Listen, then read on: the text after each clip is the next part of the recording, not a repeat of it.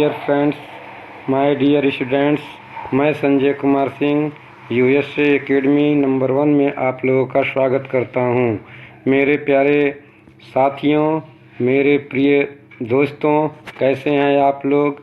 मैं आज आप लोगों को रिसर्च एप्टीट्यूड में अनुसंधान शोध की प्रकृति, नेचर ऑफ रिसर्च पढ़ाने वाला हूं। जैसा कि आप लोग जानते हैं कि इसके पहले मैंने अनुसंधान की विशेषताएं बतलाया था, कैरेक्टरिस्टिक ऑफ रिसर्च बतलाया था। आज मैं आप लोगों को अनुसंधान की प्रकृति बताने जा रहा हूं। जैसा कि जो मेरे भाई लोग इस वीडियो पर नए हैं वो लोग मेरे चैनल को सब्सक्राइब कर लें, लाइक कर लें और शेयर कर लें और एक छोटा सा कमेंट कर दें कि उन्हें ये मेरा वीडियो कैसा लगा। मेरे प्रिय दोस्तों, जैसा कि मैंने आप लोगों से वादा किया है कि मैं यूजीसी नेट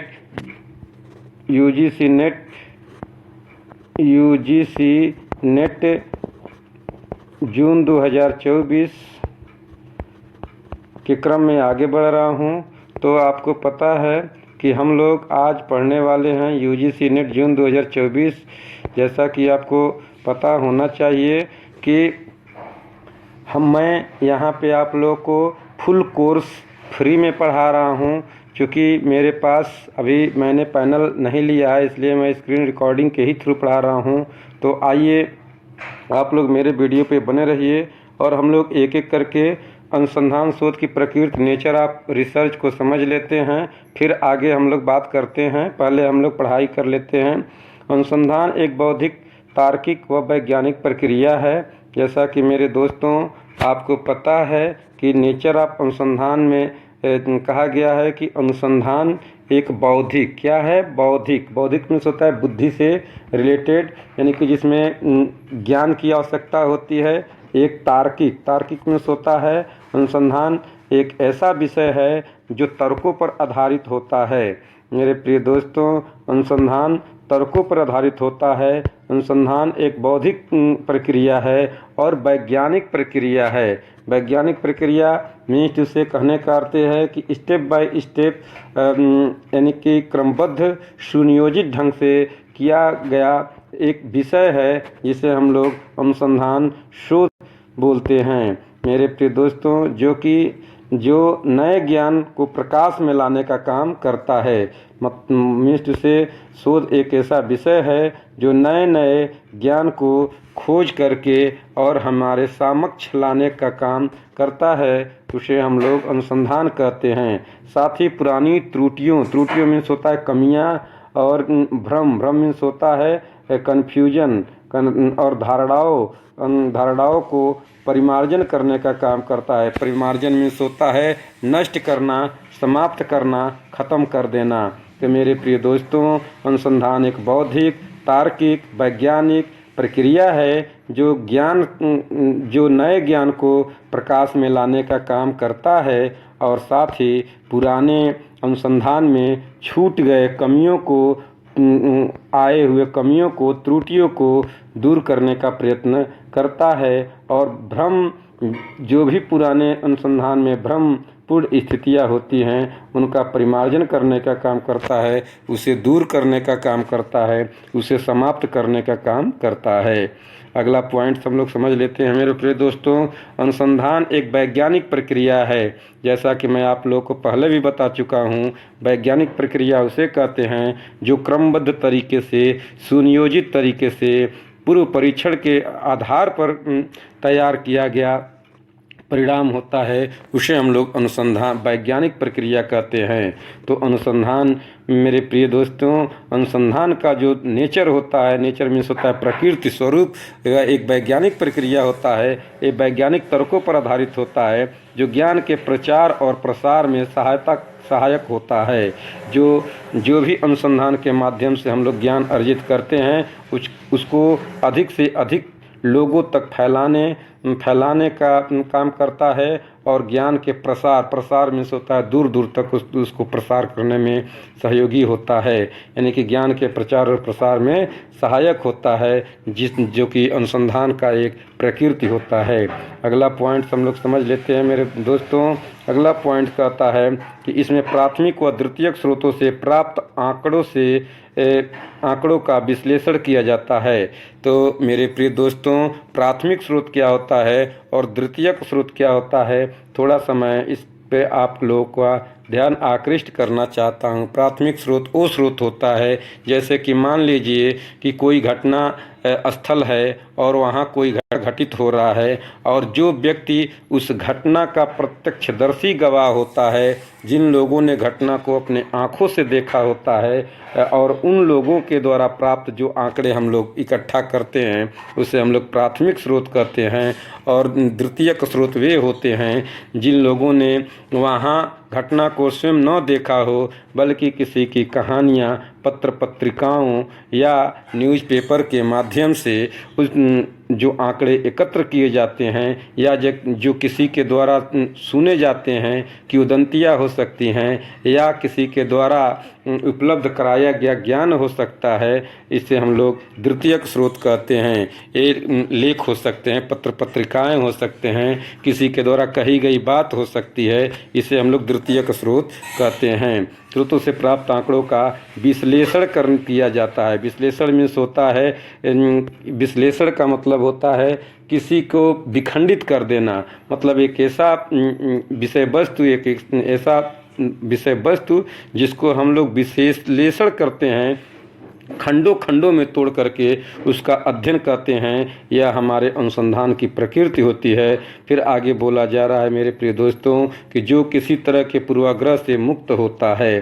पूर्वाग्रह मीन्स होता है एक ऐसा तथ्य जिसके बारे में हम लोगों ने पहले से ही कोई अनुमान लगा रखा होता है। यह अनुमान नकारात्मक हो सकता है, यह अनुमान सकारात्मक भी हो सकता है। पूर्वाग्रह एक ऐसी धारणा जो पहले से ही हम किसी व्यक्ति या वस्तु के बारे में या किसी तथ्य के बारे में बना चुके होते हैं, उसे हम लोग पूर्वाग्रह कहते हैं। जैसे मान लीजिए कि मैं संजय कुमार सिंह आप लोगों को यूजीसी रिसर्च एप्टीट्यूड पढ़ा रहा हूँ और आप लोग मेरा वीडियो कुछ लोग देखते हैं, कुछ लोग नहीं देखते हैं और पहले ही कुछ लोग थंबनेल पढ़ करके ही यह अनुमान लगा लेते हैं कि चलो भाई ये तो अच्छा नहीं पढ़ाते हैं, इनका वीडियो हम नहीं देखेंगे। चाहे भले ही हमने अपने तथ्यों को कितना ही अच्छे ढंग से प्रदर्शित किया हो, प्रस्तुत किया हो,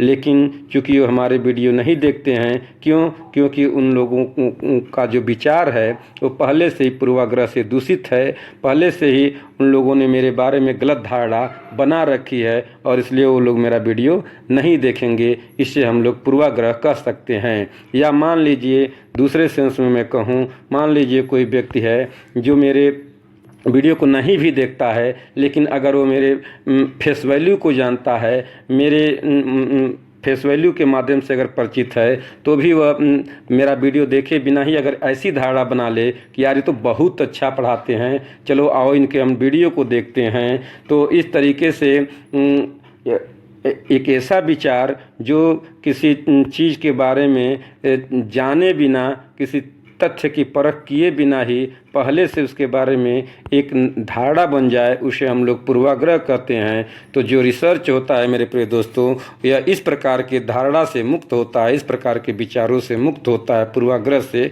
मुक्त होता है। यानी कि रिसर्च में पूर्वाग्रह का कोई स्थान नहीं होता है। इसमें एक अनुसंधानकर्ता सबसे पहले तथ्य को क्या करता है, उसका जाँच करता है, उसका परख करता है, उसका अवलोकन करता है, उसके बाद ही उसके बारे में कोई सकारात्मक या नकारात्मक विचार प्रस्तुत करता है और शोध के रिसर्च पर पहुंचने का निष्कर्ष प्राप्त करता है। आइए अगले पॉइंट्स को हम लोग समझ लेते हैं मेरे प्रिय दोस्तों।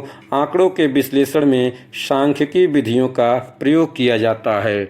जो अनुसंधान का जो नेचर होता है, नेचर ऑफ रिसर्च होता है, इसमें सांख्यिकी विधियों का भी प्रयोग किया जाता है। केवल आंकड़ों के तथ्यों को ही नहीं प्रस्तुत किया जाता है, बल्कि इसमें सांख्यिकी विधि का भी प्रयोग किया जाता है। सांख्यिकी विधि का प्रयोग का मतलब होता है, सांख्यिकी विधि का प्रयोग किया जाता है। सांख्यिकी विधि का मतलब होता है कि जो ऐसी विधि, रिसर्च का एक ऐसी तकनीक जिसमें संख्याओं के माध्यम से भी किसी तथ्य को प्रदर्शित करने का काम किया जाता है।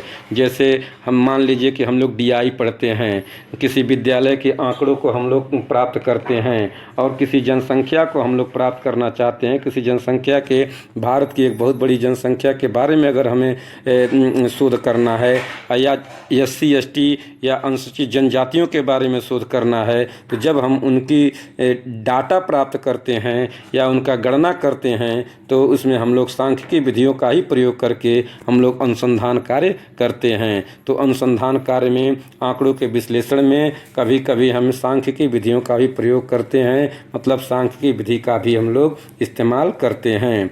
विश्लेषण में होता है किसी तथ्य को छोटे छोटे टुकड़ों में बांट करके उसका अध्ययन करना। तो मेरे प्रिय दोस्तों, आपको गई होगी कि आंकड़ों के विश्लेषण में सांख्यिकी विधियों का भी प्रयोग किया जाता है। आइए हम लोग अगले तथ्य को समझ लेते हैं। अनुसंधान के लिए वैज्ञानिक अभिकल्पों का प्रयोग किया जाता है। वैज्ञानिक मीन्स होता है वैज्ञानिक विधियों से ऐसा अनुसंधान, ऐसा विधि जो वैज्ञानिक तर्कों पर आधारित हो, जो सुनियोजित ढंग से प्रस्तुत हो। या अभिकल्पों में होता है डिजाइन।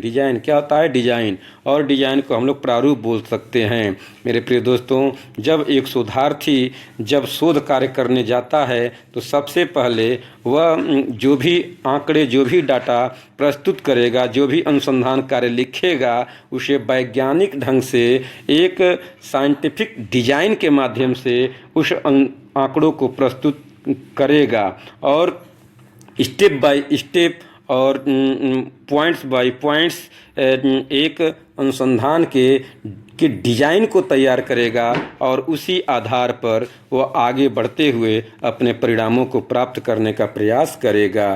तो अनुसंधान का जो स्वरूप होता है, अनुसंशोध की जो प्रकृति होता है, उसमें वैज्ञानिक अभिकल्पों का प्रयोग किया जाता है। वैज्ञानिक अभिकल्पों, साइंटिफिक डिजाइन मीन्स होता है प्रारूप, स्वरूप होता है, ठीक है, प्रारूप होता है। तो अनुसंधान कार्य के लिए जो शोधार्थी होता है, वैज्ञानिक अभिकल्पों का भी प्रयोग करते हुए आगे बढ़ता है और एक निश्चित परिणाम प्राप्त करने तक आगे बढ़ता रहता है। आइए हम लोग आगे देख लेते हैं अगला स्टेप क्या बोलता है। अनुसंधान द्वारा प्राप्त ज्ञान को सत्यापित किया जा सकता है। मेरे प्रिय दोस्तों, आगे कहा गया है कि अनुसंधान द्वारा प्राप्त ज्ञान को सत्यापित किया जा सकता है। यानी कि जब हम अनुसंधान कार्य करते हैं और उससे जो हम निष्कर्ष पे पहुँचते हैं, जो परिणाम प्राप्त करते हैं, जो ज्ञान हमें मिलती है, उसको हम लोग वैज्ञानिक प्रयोगों द्वारा सत्यापित कर सकते हैं। उसे हम लोग आंकड़ों के प्रदर्शन द्वारा सत्यापित कर सकते हैं, क्योंकि इसमें त्रुटियां होने की संभावनाएं कम होती है। इसलिए मेरे प्रिय दोस्तों, अनुसंधान का स्वरूप ऐसा भी है कि जो भी तथ्य और आंकड़े हम प्राप्त करते हैं और उनके द्वारा और उसके उन आंकड़ों के आधार पर, उन निष्कर्षों के आधार पर जो परिणाम, जो ज्ञान हमें, नया शोध हमें उपलब्ध होता है, उसे हम लोग सत्यापित करने से में भी असफल नहीं होते हैं। मीन्स उसे कहने का अर्थ ये है कि उसे हम उस ज्ञान को हम लोग प्रमाणित भी कर सकते हैं, वेरिफिकेशन भी कर सकते हैं। आइए हम लोग अगले पॉइंट्स को समझ लेते हैं। अगला पॉइंट्स क्या कहता है कि इसके द्वारा किसी नए तथ्य, विधि या वस्तु की खोज की जाती है। अनुसंधान एक ऐसा अनुसंधान एक ऐसा माध्यम है, एक ऐसी विधि है जो किसी वस्तु की खोज करती है, किसी नए ज्ञान के बारे में बतलाती है, या जो किसी नए निष्कर्षों पे पहुंचने में हमारी मदद करती है। तो मेरे प्रिय दोस्तों, आपको समझ लग गया होगा कि अनुसंधान जो होता है यह अनुसंधान जो होता है इसके द्वारा हम नए तथ्यों और नए नए विधियों और नए नए वस्तुओं की खोज भी करते हैं। नए नए विधियों, नए नए वस्तुओं और नए नए तथ्यों की खोज भी करते हैं। तो इस तरीके से मेरे प्रिय दोस्तों, आपको समझ लग गई होगी कि जो अनुसंधान का जो स्वरूप है, यह नए तथ्यों को उजागर करने, नए तथ्यों का खोज करने, नए विधियों का खोज करने और नए वस्तुओं को खोज करने के लिए भी किया जाता है। मेरे प्रिय दोस्तों, अगला जो पॉइंट्स है वो ये है कि जो अनुसंधान होता है वो या फिर प्राचीन तथ्य, जो पुराने तथ्य होते हैं, जो सिद्धांत होते हैं, नियम होते हैं, विधि होता है या वस्तु में परिवर्तन किया जाता है।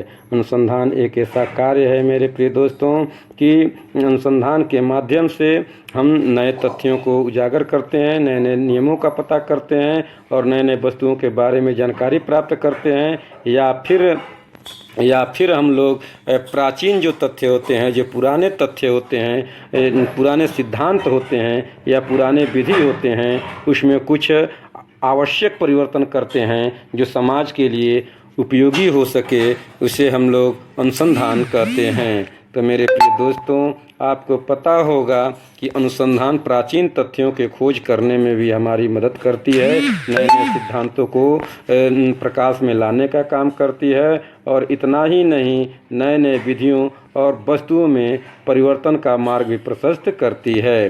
तो अनुसंधान का स्वरूप जो होता है वो प्राचीन तथ्यों, सिद्धांतों, विधियों और वस्तु में परिवर्तन किया जाता है। अनुसंधान के माध्यम से इन सब चीज़ों में परिवर्तन मीन्स होता है उसको नए फॉर्म में प्रस्तुत किया जाता है। अगला जो पॉइंट होता है मेरे प्रिय दोस्तों, आइए हम लोग देखते हैं। आंकड़ों को प्राप्त करने के लिए विश्वसनीय एवं वैध उपकरणों का प्रयोग किया जाता है। विश्वसनीय क्या होता है, थोड़ा हम आपको बताएंगे कि जब हम कोई अनुसंधान कार्य करते हैं तो अनुसंधान कार्य जब करते हैं तो आंकड़ों को प्राप्त करने के लिए हम विश्वसनीय आंकड़ों को ही हम लोग अपने अनुसंधान कार्य में उपयोग में लाते हैं। इन वैध उपकरणों का प्रयोग करते हैं, ऐसे उपकरण का प्रयोग करते हैं जिसमें अनुसंधान करते समय त्रुटि होने की संभावना कम हो, ऐसे ही उपकरणों का हम लोग क्या करते हैं, प्रयोग करते हैं। तो मेरे प्रिय दोस्तों, जो अनुसंधान के जटिल घटनाक्रमों को समझने के लिए विश्लेषण विधि प्रयोग में लाई जाती है। मेरे प्रिय दोस्तों, अनुसंधान का जो स्वरूप होता है, अनुसंधान के जटिल घटनाक्रमों में क्या होता है, अनुसंधान एक ऐसी प्रक्रिया है जो जटिल से जटिल घटनावलियों यानी कि एक ऐसी घटनाओं का क्रम जो क्रमबद्ध तरीके से या पूर्व घटित हुई हैं, उनको समझने में अनुसंधान हमारी मदद करता है, उसका विश्लेषण करने में हमारी मदद करता है, या जटिल घटनाओं को समझने के लिए हम उस घटनाओं को स्टेप बाय स्टेप उसे तोड़ करके उसका विश्लेषण करके उसका एनालिसिस करने का काम करते हैं, और विश्लेषण विधि का प्रयोग करके हम घटनाओं को समझने का काम करते हैं। और इस विश्लेषण के लिए परिकल्पनाओं का निर्माण एवं परीक्षण किया जाता है, यानी किसी घटना को समझने के लिए, किसी घटनाओं के गहराई में जाने के लिए हम उस घटनावली को स्टेप छोटे छोटे टुकड़ों में या छोटे छोटे विखंडित करके हम एक परिकल्पना का निर्माण करते हैं। परिकल्पना का अर्थ होता है, परि मीन्स होता है ऊपरी, और कल्पना मीन्स होता है विचार। एक परिकल्पना का निर्माण करते हैं एवं उस परिकल्पना का निर्माण करके हम लोग उस तथ्य के बारे में परीक्षण करते हैं। परीक्षण मीन्स होता है प्रयोग करना, उसका जांच और परख करना।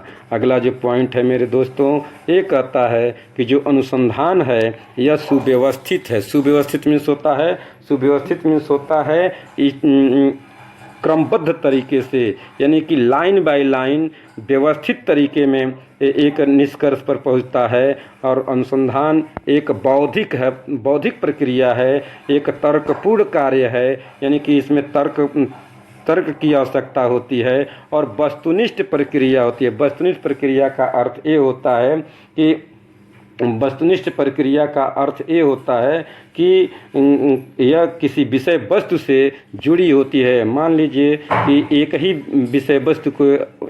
विषय को लेकर के जब तमाम लोग भिन्न भिन्न प्रकार के विचार रखते हैं और विषय एक होता है, तो ऐसे तथ्य को हम लोग कह सकते हैं कि ये जो हमारा जो शोध कार्य है यह वस्तुनिष्ठ है। तो यह सुव्यवस्थित होता है, अनुसंधान सुव्यवस्थित होता है, बौद्धिक होता है, तर्कपूर्ण होता है और वस्तुनिष्ठ प्रक्रिया होती है जो नए ज्ञान को समाज में लाने का काम करती है। और इतना ही नहीं मेरे प्रिय दोस्तों, इस अनुसंधान के माध्यम से एक शोधार्थी अपने पीछे आने वाले अनुसंधानकर्ताओं के लिए एक नए नियम की खोज करता है। अनुसंधान की जो प्रक्रिया होती है, अनुसंधान की जो प्रकृति होती है, हमेशा सहयोगात्मक होती है। इस तरीके से आज हम लोगों ने प्रिय दोस्तों अनुसंधान की प्रकृति, नेचर ऑफ अनुसंधान पढ़ा, अनुसंधान की प्रकृति को पढ़ा और एक शब्द इसमें आया है मेरे प्रिय दोस्तों, थोड़ा इस पर गौर करिएगा, परिकल्पनाओं का अर्थ होता है चारों ओर चिंतन करना, यानी कि ऐसे तथ्यों को, ऐसे किसी तथ्य को समझने के लिए उसके चारों तरफ हम लोग चिंतन करते हैं। मतलब उसकी चहुमुखी, एक तरीके से कह सकते हैं कि चहुमुखी बुद्धि का प्रयोग करते हुए उसके बारे में हम लोग क्या करते हैं, चिंतन करते हैं। ठीक है, तो इस तरीके से परिकल्पना का अर्थ होता है चारों ओर चिंतन करना। तो मेरे प्रिय दोस्तों आज के लिए बस इतना ही। अगले वीडियो में हम पुनः आप लोगों से मिलते हैं और अनुसंधान के प्रकार बतलाएंगे। तब तक के लिए आप लोग मस्त रहिए और खुश रहिए और वीडियो देखते रहिए, अपने यूजीसी नेट की तैयारी को नया अंजाम देते रहिए। आगे हम लोग फिर मिलते हैं। Thank you for watching. जय हिंद, जय भारत।